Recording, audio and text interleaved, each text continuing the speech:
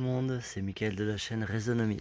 Alors, bonne nouvelle, tout à l'heure, demain, on va signer notre prêt bancaire. Enfin, c'est pas ça la bonne nouvelle, c'est que ce prêt bancaire il va nous servir à aller vivre, acheter une maison avec du terrain dans plusieurs objectifs. Alors, pourquoi on veut passer de la cité, hein, parce que j'habite en banlieue parisienne, dans ce que beaucoup de gens appellent une cité.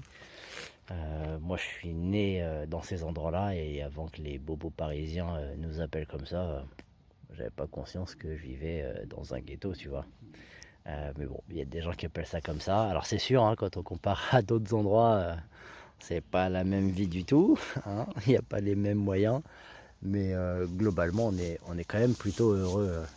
En tout cas moi je le suis. Voilà, donc si je déménage d'ici, c'est pas parce que je ne m'y plais pas, c'est parce que j'aspire à autre chose pour moi, pour mes enfants. Euh, et puis j'aspire à m'intégrer un peu plus, me réintégrer un peu plus dans le cycle de la vie, sortir du système de chaîne alimentaire, sortir du système de consommation forcée partout, tout le temps. Voilà, donc pourquoi on achète cette maison. Voilà, ça fait 3 ans là qu'on a attaqué un potager, mais qui est à 15 minutes de chez nous.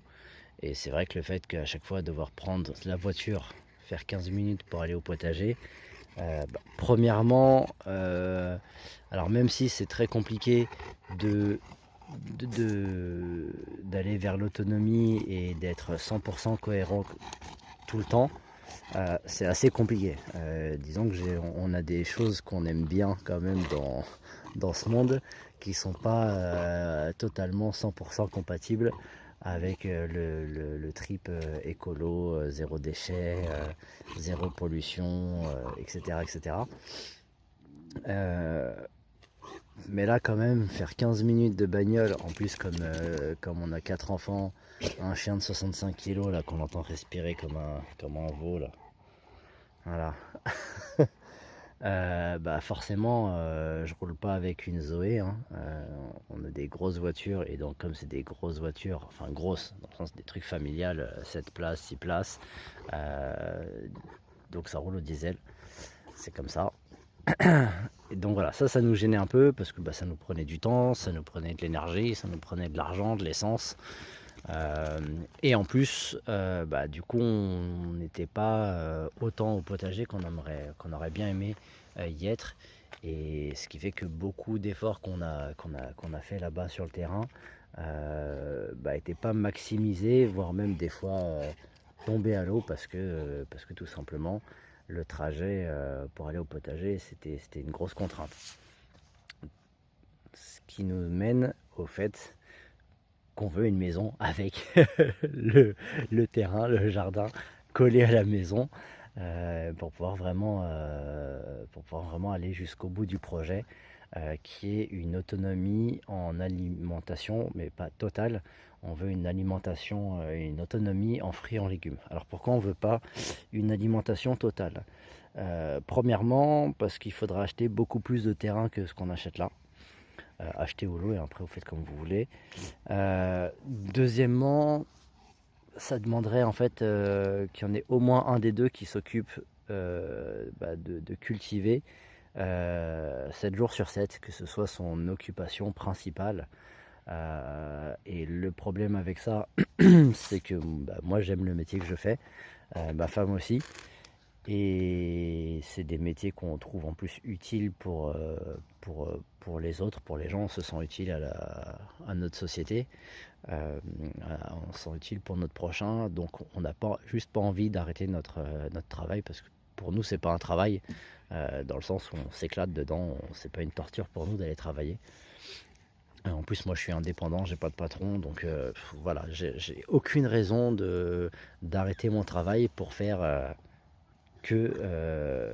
pour devenir paysan, quoi, en fait. Euh, Même si pour moi paysan c'est un mot noble, ça devrait être les gens les plus nobles de la planète, c'est eux, hein. Sans eux on mange pas. Voilà. C'est pour ça qu'on va pas chercher l'autonomie totale. Alors, on va pas chercher à produire absolument tout ce qu'on va consommer. Ça nous prendrait trop de temps et on est trop curieux, on aime trop notre métier, donc on ne veut pas consacrer 100% de notre temps sur la production de 100% de notre alimentation. Euh, Autre facteur qui fait qu'on ne va pas là-dessus, c'est que pour être autonome totalement en alimentation, il faut beaucoup de terrain, et pour avoir beaucoup de terrain dans nos moyens ou pas trop cher, il faut vraiment s'éloigner beaucoup de là où on vit. Et j'ai pas envie parce que parce que on a nos attaches ici aussi. Et plus encore, j'ai mes deux grands enfants que j'en garde alternés. Donc je les ai une semaine sur deux. Et eux, ils n'ont pas envie qu'on change le mode de garde. Ils veulent rester comme ça. Et nous aussi, ça nous convient très bien comme ça. Et de toute façon, tout ce qui convient à mes enfants, voilà, c'est leur vie, ceux qui choisissent comment ils veulent leur mode de garde. C'est une des rares libertés qu'ils ont avec moi. Voilà, mais c'est leur vie, donc c'est pas à moi de choisir s'ils doivent vivre avec moi ou avec leur mère. Ça se passe très bien comme ça. Donc voilà, on peut pas se permettre d'aller trop loin non plus. Euh, du coup, on a trouvé un compromis.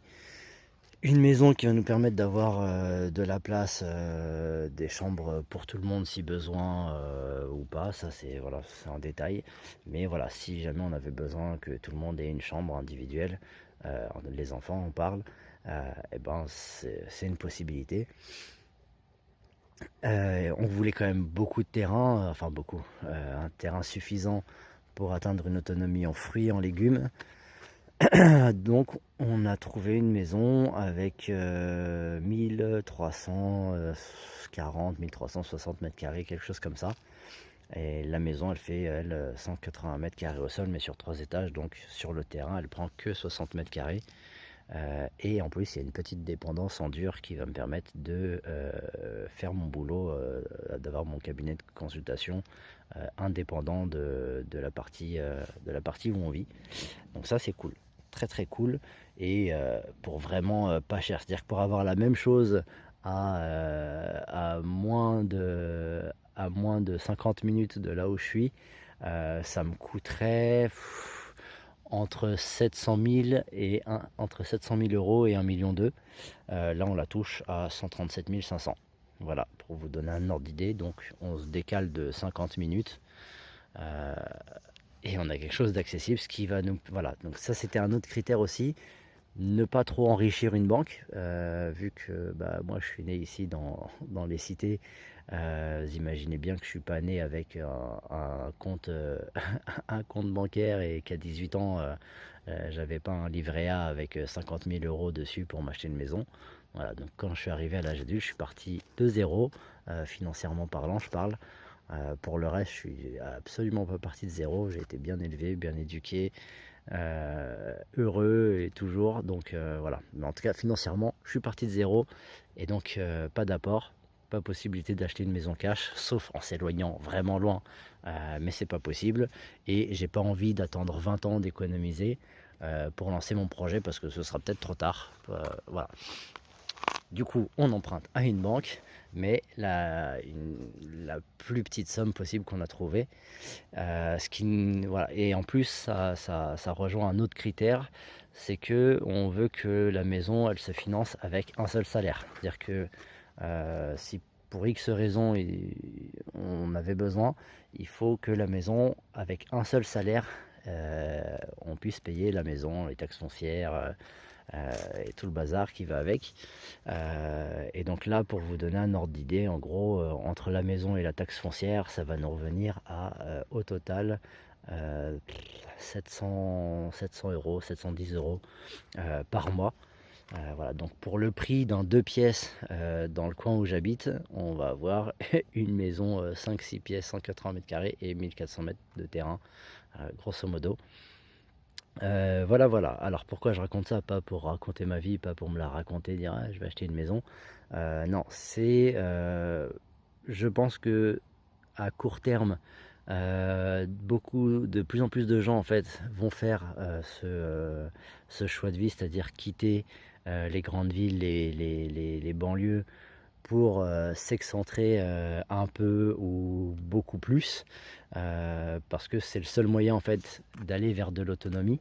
Alors quand je dis de l'autonomie, j'ai pas dit vers l'autonomie, j'ai dit bien vers de l'autonomie. Après, chacun choisit vers quelle autonomie il veut tendre. Pour notre part, donc je vous l'ai dit, c'est autonomie en fruits, en légumes. On aura aussi une autonomie partielle en nourriture carnée, donc en protéines animales. Ça, ce sera premièrement des œufs. Ça, on sait que dès la première année, on sera autonome en œufs, en quelques fruits, quelques légumes. En 4-5 ans, on sera, je pense, totalement autonome en fruits et légumes et en œufs. Voilà, pour le reste de la viande, donc normalement avec des œufs, ça te suffit, hein. T'as pas besoin de manger autre chose comme protéines animales. Mais nous, on est un peu épicuriens, on aime bien la bonne bouffe aussi. Donc je pense qu'on ne se contentera pas seulement d'œufs. Voilà, donc pour le reste des protéines animales, j'expliquerai dans d'autres vidéos pourquoi on ne mettra pas forcément d'autres bestioles pour les becter. Mais les autres apports qu'on aura, je pense qu'au début on va continuer à en acheter. Et plus on sera autonome en fruits et en légumes, et plus la viande qu'on achètera, elle sera de très très bonne qualité, c'est-à-dire élevée dans l'amour avec des caresses de ces éleveurs, abattue dans les règles de l'art, sans souffrance le moins possible. Et donc voilà, de la viande de très très bonne qualité. Voilà, et avec les économies qu'on va faire tant sur le prix de la maison que sur les fruits et légumes qu'on n'achètera plus, sur les œufs qu'on n'achètera plus. Voilà, et puis pareil pour les autres produits, la crèmerie, toutes ces choses-là. On vise aussi une autonomie énergétique. Alors pour l'instant, la maison elle est équipée d'un gros poêle à granules et de chauffage électrique. Alors on testera hein, une fois qu'on y sera. Pareil, on vous fera suivre tout ça en vidéo.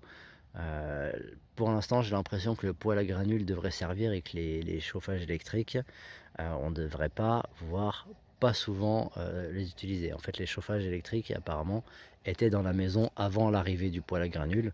Donc pour le moment, ils sont toujours là. On va pas les jeter tout de suite, on va laisser passer tout un hiver. Donc ça tombe bien, on va y arriver dans l'automne dans la maison. Voilà, donc dès la fin de l'hiver, on pourra vous dire est-ce qu'on se débarrasse du chauffage électrique ou pas. Et on va très vite investir dans une installation en panneaux photovoltaïques. Donc pareil, on vous fera suivre tout ça, les réflexions, les commandes, les recherches, les commandes, l'installation, le fonctionnement, et puis vous faire des petits bilans régulièrement. Donc autonomie en électricité partielle dès la première année et totale, mais vraiment totale d'ici 5 à 10 ans. Ça c'est l'objectif. Pareil pour le chauffage. Donc on verra comment c'est. Est-ce qu'on fera des travaux d'isolation supplémentaires, même si elle a l'air d'être plutôt bien isolée. Bref, on vous montrera tout ça dans le détail. Donc voilà les types d'autonomie qu'on veut atteindre nous. Et pareil, autonomie sur les eaux grises, donc les eaux usées, l'eau que tu utilises pour faire ta vaisselle, l'eau que tu utilises pour te laver. Pour les toilettes, on n'utilisera plus d'eau parce qu'on va passer sur des toilettes sèches.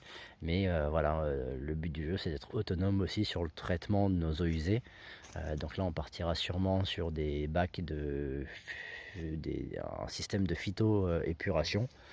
Pour ceux qui ne connaissent pas, allez voir ce que c'est, et puis sinon attendez les vidéos. Alors la phytoépuration, ce sera peut-être pas pour tout de suite. Ah, et j'allais oublier, super important tant qu'on parle de l'eau, donc autonomie aussi en eau potable. Donc voilà, on a quand même une petite surface de toiture, donc il va falloir qu'on fasse ce calcul, voir si on peut être 100% autonome en eau potable grâce à l'eau de pluie, eau potable et aussi eau pour arroser le jardin, puisque voilà, c'est le but du jeu, puisque là l'eau c'est une des premières ressources qui va commencer à manquer. Là ça fait plusieurs années qu'on est en sécheresse, il commence à y avoir des rationnements à droite à gauche, des restrictions, donc l'été Donc on va sérieusement s'y mettre aussi sur l'eau. Donc la maison est équipée de récupérateurs d'eau, d'un puisard, avec des gouttières, etc. Donc on va voir si tel quel déjà on aura une quantité suffisante d'eau de pluie pour être autonome, ou est-ce qu'on va se rajouter des espèces de surfaces pour récupérer de l'eau. Enfin bref, objectif aussi, autonomie totale en eau potable, si c'est possible, mais si on arrive qu'à 70-80%, ce sera déjà énorme. Voilà. Et chaque fois que, alors voilà, quand je parle d'autonomie, la différence qu'il va y avoir entre ce que nous on veut faire et ce qu'on peut voir que d'autres ont déjà fait et dont je m'inspire fortement. Je vais pas tous les citer comme ça, mais il y a l'archipel, il y a vivre autrement, il y a vivre en forêt, il y a ma ferme autonome, il y a le Gaulois et sa famille, il y a la cabane, je crois, quelque chose comme ça. Enfin bref, il y en a plein, dont je m'inspire. Euh, Moi, je me placerais plutôt dans ceux qui veulent de l'autonomie, et je suis prêt, on est prêt avec ma famille à changer beaucoup de nos habitudes, mais pas tout. On veut quand même un certain confort, on veut pas se priver. Voilà, moi je vois sur certaines chaînes des gens qui se lavent au godet. Je suis pas chaud, ça me branche pas, c'est génial, mais je me dis qu'à partir du moment où c'est l'eau de pluie que je récupère, qu'elle derrière elle va être retraitée par la phytoépuration et qu'elle va servir à arroser mon potager, euh, je me laverai pas au godet, tu vois, avec 3 godets que je me verse dessus, ça c'est pas mon trip, tu vois. Euh, je suis, j'ai envie de faire un peu un mix, un métissage entre quand même de la décroissance et donc utiliser que ce que j'ai besoin, mais je veux pas me mettre en mode limite survie, consommer comme si si on était déjà dans un monde post-effondrement. Euh, voilà, s'en rapprocher doucement sur certains aspects, mais pas sur tout, ça c'est sûr. Pour autant, si demain on arrivait à un effondrement, forcément le pas à franchir sera beaucoup moins grand pour notre famille que pour ceux qui auront à ce moment-là rien changé et qui devront passer du jour au lendemain à un confort. Enfin, c'est même plus du confort, c'est de l'abus. Je le dis avec cette tête-là parce que je m'inclus hein, dans ça. Euh, mais voilà, donc on va vers de la décroissance aussi, mais on va garder quand même un certain confort, douche avec de l'eau chaude.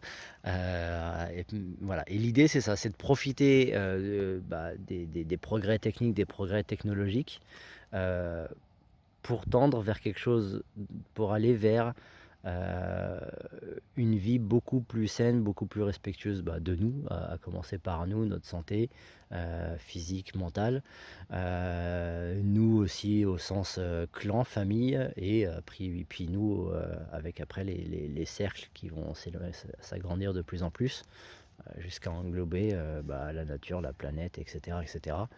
Voilà, donc c'est l'idée qu'on veut faire. Voilà, donc on verra ce qu'on arrivera à faire, on partagera nos réussites, nos échecs. Voilà, donc pour l'instant, on est sur la phase où on s'est bien entraîné pendant 3 ans avec le potager. J'avais fait plein de conneries. J'ai testé plein de trucs que j'avais vus à droite à gauche qu'on m'a conseillé. Voilà, maintenant je pense que j'ai trouvé ma façon de cultiver à moi qui me plaît. J'ai compris ce que j'arrivais à faire, ce que j'aimais faire, ce que j'aime pas faire. Voilà. Donc je pense que pour l'autonomie alimentaire, l'autonomie en fruits et en légumes, pardon, ça va le faire. Et pour le reste, pour tout ce que j'arriverai pas à produire chez moi, et l'idée ça va être de me faire un réseau. D'où le nom aussi de la chaîne Résonomie. Ça c'est Elias qui l'a trouvé le nom et je le trouve vraiment pas mal.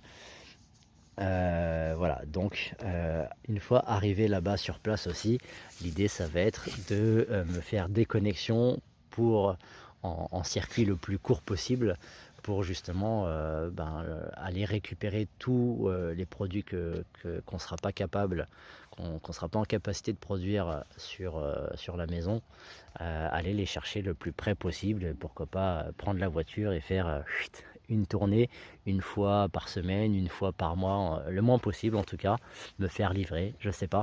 Mais ça va être une des premières étapes.